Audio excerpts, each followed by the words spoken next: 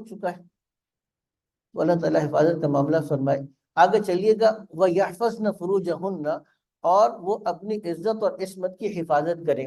وَلَا يُبْدِينَ زِينَتَهُنَّ إِلَّا مَا ظَهَرَ مِنْهَا، اور وہ ظاہر نہ کرے اپنی زینت کو إِلَّا مَا ظَهَرَ مِنْهَا، مگر جو اس میں سے خود سے ظاہر ہو جائے. وَلَا يُبْدِينَ زِينَتَهُنَّ، زینت سے کیا مراد ہے؟ توجہ دیجیے گا. اس پر ایک کلام وہ ہے جو میں آگے چل کر سورہ احزاب میں کروں گا، لیکن صرف اشارہ کر رہا ہوں. توجہ دیجیے گا بھائی صاحب. زینت سے ایک مراد ہے عبداللہ بن عباس رضی اللہ عنہ کے تحت چہرہ، دو ہتھیلی اور کفین. کفین قدمین، سوری، کفین تو ہتھیلی ہو گئی نا، تو دو قدم سے مراد قدمین، یعنی دو پاؤں ٹخنے کے علاوہ. ٹخنا نہیں، ٹخنا سطر میں داخل ہے. عورت کا جو ٹخنا ہے وہ سطر میں داخل ہے.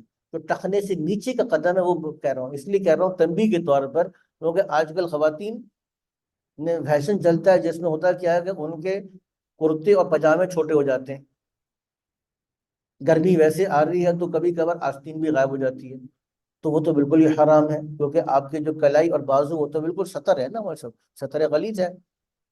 اور نیچے کا جو پنڈلی ہے اور پنڈلی کے ساتھ جو آپ کا ٹخنا ہے یہ بھی کیا ہے؟ یہ بھی سطر ہے مولوی صاحب.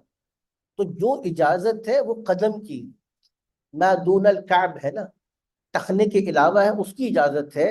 لیکن ٹخنے کا کھلا رہے تو یہ خواتین کے لیے. اسی لیے جو عرب خواتین ہیں وہ عام طور پر جو حملی خواتین ہیں وہ اسی لیے ان کے نزدیک تو قدمین داخل ہے، اس لیے وہ موزہ پہنتی ہیں. اگر آپ لوگوں نے دیکھا ہوگا وہاں پر عربوں کے اندر، خواتین سے کہہ رہا ہوں میں، آپ لوگوں سے نہیں کہہ رہا، یہ نہیں کہ ہم نے نہیں دیکھا، ہمیں بھی دکھائیں، نعوذ باللہ میں جانے. تو میں یہ نہیں کہہ رہا کہ تم دیکھو، میں خواتین سے کہہ رہا ہوں کہ بات ٹھیک ہے. یہاں مرد خوش ہو رہے ہیں بیٹھے، ٹھیک ہے. تو خواتین جو عرب خواتین ہیں وہ کیا کرتی ہیں؟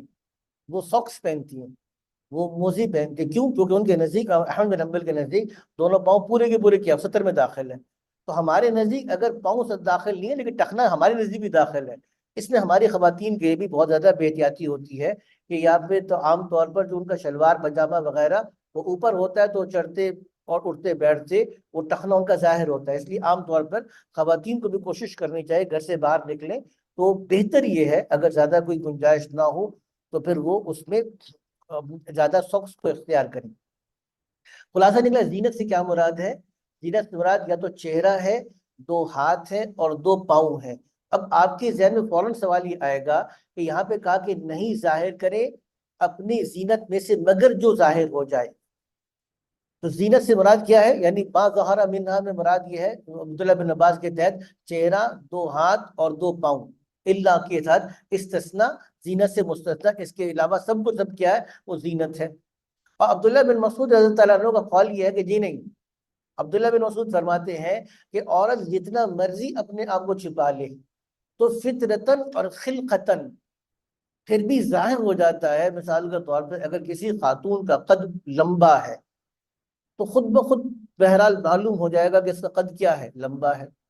اور اگر کسی خاتون نے جتنا مرضی اپنے آپ کو چھپایا ہو، اگر وہ بات کرے گی تو اس کی آواز کی خوبصورتی ظاہر ہو جائے گی.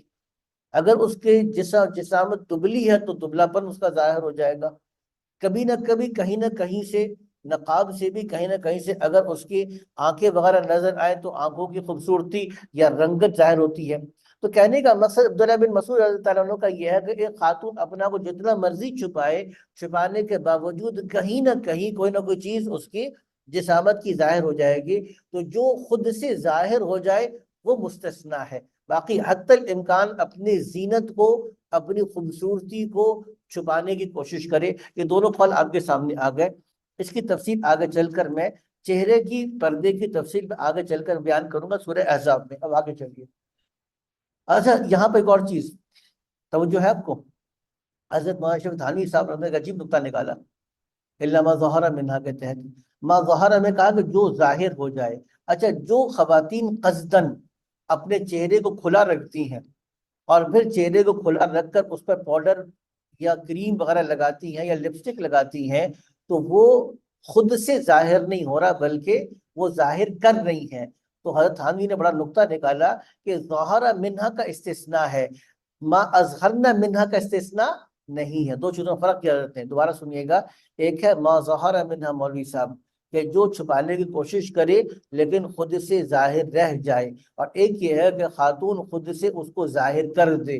تو آج اگر کوئی خاتون چہرے کا پردہ نہیں کرتی اور اگر وہ ایک زینت کے ساتھ باہر نکلتی ہے, یا اس کا برقع بھی جو ہے بہت زیادہ بھڑکیلا ہے اور زیادہ ایمبرائڈری والا خوبصورت برقع ہے, تو یہ کون سا ہے؟ ظہر منہا نہیں ہے بلکہ اظہرنا منہا ہے. تو ظہر منہا کا استثناء تو ہے, اظہرنا منہا کا استثناء نہیں. آگے چلو. وَلْيَضْرِبْنَ بِخُمُرِهِنَّ عَلَىٰ جِيُوبِهِنَّ, اور چاہیے کہ وہ اپنی اوڑھنیوں کو ڈال لیں اپنے گریبانوں پہ. وَلَا يُبْدِينَ زِينَتَهُنَّ إِلَّا لِبُعُولَتِهِنَّ, اور اپنی زینت کو ظاہر نہ کریں مگر اپنے خاوند کو. اب خاوند سے ویسے تو کوئی پردہ نہیں ہے, ٹھیک ہے نا, خاوند کے لیے تو کوئی ستر نہیں ہے, لیکن مطلب یہ ہے کہ عام حالت میں اب وہ بال اور اپنے گردن اور اپنا کلائی اور بازو اور پنڈلی, یہ جسم کا حصہ گھر کے محرم مردوں کے سامنے ظاہر کر سکتی ہیں. اب آبائہن, اور اپنے باپ دادا کے سامنے. اچھا, اس میں بات یاد رکھیے گا. دیکھیے, ایک ہے گنجائش کتنی ہے اور ایک یہ کہ آداب کیا ہے, دو چیزوں میں فرق سمجھیے گا. بعض اوقات کیا ہوتا ہے کہ گھر کے اندر بچیاں بڑی ہو رہی ہوتی ہیں, 9 سال 10 سال کی بچی ہو گئی. اچھا, والدین کو وہ بیچاری اپنی بالکل چھوٹی بالکل بچی لگ رہی ہوتی ہے. اب بچیاں بھی بعض ایسی ہوتی ہیں جن کا قد بڑھ جاتا ہے, ان کی عقل چھوٹی رہ جاتی ہے. بچیاں ہیں نا, کیونکہ چھوٹی ہیں تو ان کا قد بڑھ جاتا ہے, قد گھاٹ کے اعتبار سے بڑی ہوتی ہیں, حرکتیں وہ چھوٹی چھوٹی بچی والی کر رہے تھے. ایسے ایک لطیفہ بھی یاد آ گیا, چلو لطیفہ پہلے سنا دوں. سنجیدہ گفتگو ہو رہی ہے. وہ ایک جگہ کے اوپر نا ٹرین آ کے رکتی ہے, ٹرین خاصی تاخیر سے پہنچتی ہے, تو ایک اس میں سے صاحب نکلتے ہیں, بڑے آدمی, لیکن انہوں نے بچوں کی طرح کا چھوٹا سا نکر پہنا ہوا ہوتا ہے. اب بچوں والی حرکتیں کر رہے ہوتے ہیں, ابا اما اس طرح کر کے کر رہے ہوتے ہیں. تو وہ حیران ہو کے لوگ پوچھتے ہیں کہ یہ کیا ہے, دیکھنے میں تو اچھا خاصا بڑا آدمی ہے لیکن حرکتیں بچوں والی کر رہا ہے. تو کہا جب ٹرین چلی تھی تو تھا چھوٹا, جب ٹرین چلی تھی تو کیا تھا, چھوٹا تھا, اب جب پہنچی ہے تو پہنچتے پہنچتے بڑا ہو گیا. تو اس کا نام نے گارڈ کا پینٹ کاٹ کے اس کی اپنے نکر بنائی ہوئی ہے, ٹھیک ہے, گارڈ کی پینٹ کاٹ کے اس کی نکر بنائی ہوئی ہے, تو یہ اس لیے بچوں والی حرکتیں کر رہا ہے. تو بعض اوقات بچیاں ہوتی ہیں 9 سال 10 سال 11 سال 12 سال کے, لیکن بالکل بچوں والی حرکتیں کر رہی ہوتی ہیں, لیکن قد کاٹ ان کے اچھا خاصا بڑا ہو چکا ہوتا ہے. اب وہ کیا ہوتا ہے کہ بالکل عام لباس میں, جو سونے کا لباس ہے, ٹائٹ لباس ہے, اسی لباس کے اندر اٹھ کے بھائی کے پاس آ گئی, یا اسی لباس میں اٹھ کر والد صاحب کے پاس آ گئی.